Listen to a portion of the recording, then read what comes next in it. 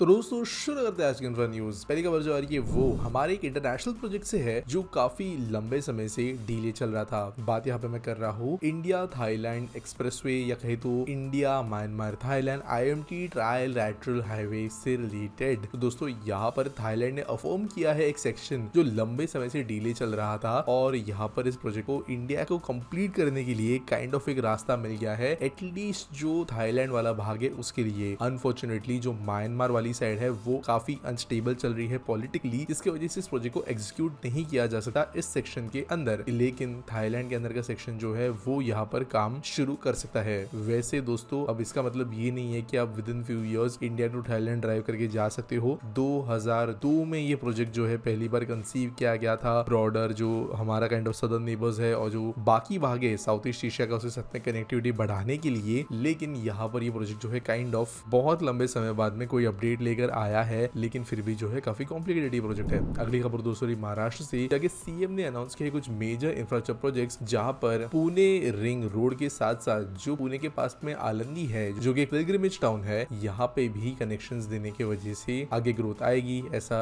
Chief minister का कहना है। जहाँ पे पुणे का ट्रैफिक मैनेजमेंट आज के टाइम में बहुत ही खराब है, उसके लिए ऑलरेडी रिंग रोड बनना शुरू हुआ है, लेकिन आलंदी को भी इसके वजह से कनेक्टिविटी मिलेगी, ऐसा इनका कहना है। अगली खबर दोस्तों जो आ रही है वो है दिल्ली देहरादून एक्सप्रेसवे से जो कल के दिन ट्रायल के लिए शुरू हो गया है। तो जो गीता कॉलोनी के पास में एंट्री पॉइंट है वहाँ पे जो बैरिकेड्स है उनको निकाल दिया गया और गवर्नमेंट का कहना है कि 10 दिन तक वो ट्रायल चलाएंगे। ट्रायल किस लिए? देखने के लिए कि किस तरीके से लोग इसका इस्तेमाल करते हैं, कोई सेफ्टी इश्यूज निकल कर आते वगैरह है का, और 10 दिन बाद में जो है डिसाइड किया जाएगा कि परमानेंटली इसको ओपन किया जाएगा या नहीं। और वैसे देखा जाए तो ये बहुत अजीब बात है, बहुत डेंजरस बात भी है कि अगर ये इस तरीके की प्लानिंग के साथ में ओपन किया जा रहा है तो बेसिकली गिनी पिग्स जो है वो बन के रोड पे जा रहे हैं नॉर्मल पब्लिक। अब 210 किलोमीटर का सेक्शन है जो दिल्ली और देहरादून के बीच के दूरी को 6 घंटे से कम करके तकरीबन 3 घंटे तक ले आएगा। 11,868 करोड़ की कीमत से इसको बना है। सिग्निफिकेंट डिलेज इस प्रोजेक्ट में हुए हैं, लेकिन फाइनली दोस्तों ये ओपन हो गया है, ऐसा हम कह सकते हैं। अगली खबर दोस्तों उसकी आ रही है Kerala outer ring road project से रिलेटेड, जब state level expert appraisal committee ने फाइनली ग्रांट कर दिया है एनवायरमेंटल क्लियरेंस इस लंबे समय से स्टॉल्ड प्रोजेक्ट के लिए। तो दोस्तों यहाँ पर सुप्रीम कोर्ट तक ये बात गई थी, जहाँ पर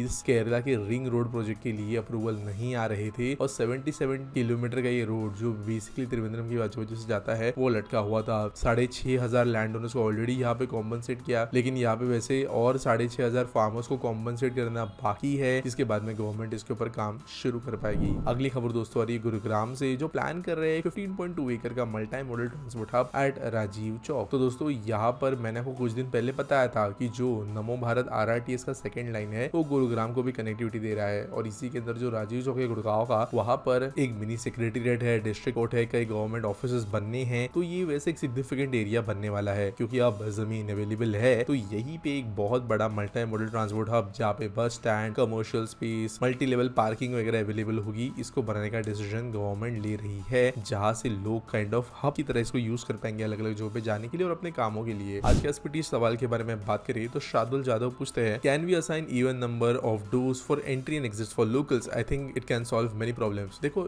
एक जो बहुत बेसिक प्रिंसिपल होता है ना ट्रैफिक मैनेजमेंट का या कहीं तो क्राउड कंट्रोल का, वो ये होता है कि क्राउड हमेशा जो है वो चलते रहना चाहिए। आप कभी भी अगर क्राउड को रोकने की कोशिश करो तो जैसे सिग्नल पे ट्रैफिक जाम होता है वो वैसे इंसानों के साथ भी होगा, और जैसे इंसान इकट्ठा हो गए और जितने इंसान एक जगह पे इकट्ठा हो गए वो उतनी ज्यादा डेंजरस सिचुएशन बनती है फ्यूचर स्टैम्पीड्स वगैरह के लिए। अब अगर आप एंट्री एग्जिट्स को लोकल के कर देते हो डेडिकेटेड की पहले 2 दरवाजे ओनली एंट्री के लिए, बाकी के जो है ओनली एग्जिट के लिए, तो पहली बात इशू ये आ जाता है कि अगर फॉर एग्जांपल कोई एक पर्टिकुलर स्टेशन पे ट्रेन को बोर्ड करता है और उसे एग्जिट करना है 1-2 स्टेशन के बाद में ही, तो वो बंच ऑफ जो लोग है उनको काफी ज्यादा ट्रैवल करना पड़ेगा कोच के अंदर से एग्जिट वाले दरवाजे तक पहुंचने के लिए, जो ऑब्वियसली क्राउड के टाइम पे एक बहुत बड़ा ऑब्स्टिकल बनेगा, बहुत ज्यादा उसमें पुशिंग होगी और प्रैक्टिकली ये होगा नहीं। जिस दरवाजे से आदमी चढ़ेगा प्लेटफॉर्म जो है उसके एक तो सामने वाले दरवाजे पे आना चाहिए या उसी डोर पे आना चाहिए, तब जाके वो एग्जिट सक्सेसफुली हो पाएगा। एट द सेम टाइम इसको आप एग्जैक्टली कंट्रोल करोगे कैसे कि एंट्री के लिए एंट्री ही इस्तेमाल होगी और एग्जिट के लिए एग्जिट ही इस्तेमाल होगा, चाहे वो मेट्रोज हो, कितनी भी ज्यादा एडवांस्ड हो, आप जो डोर है सिंगल उसका यूज एंट्री और एग्जिट के लिए करते हो। हालांकि मुंबई लोकल्स में काइंड ऑफ एक सिस्टम यूज हो जाता है ऑटोमेटिकली, जहां पर एक दरवाजे के पोल के एक तरफ के लोग उतरते हैं, एक तरफ के चढ़ते हैं ड्यूरिंग रश आवर्स। हालांकि ज्यादातर समय पे ये भी देखा जाता है कि ब्लॉकिंग जो होती है ग्रुप्स के द्वारा वो की जाती है साइड पे, लेकिन इसको लार्ज स्केल पे और काइंड ऑफ लीगली एनफोर्स करके इम्प्लीमेंट करना बहुत ज्यादा स्टूपिड हो जाएगा। उम्मीद करता हूँ आपको सवाल का जवाब मिल गया होगा। आपके पास कोई सवाल है तो आप कमेंट सेक्शन में मुझे पूछ सकते हो। कोई न्यूज अगर आपके पास में है सबमिट करने के लिए तो उसके लिए आपको डिस्क्रिप्शन में लिंक मिल जाएगी। मिलेंगे अगले वीडियो में।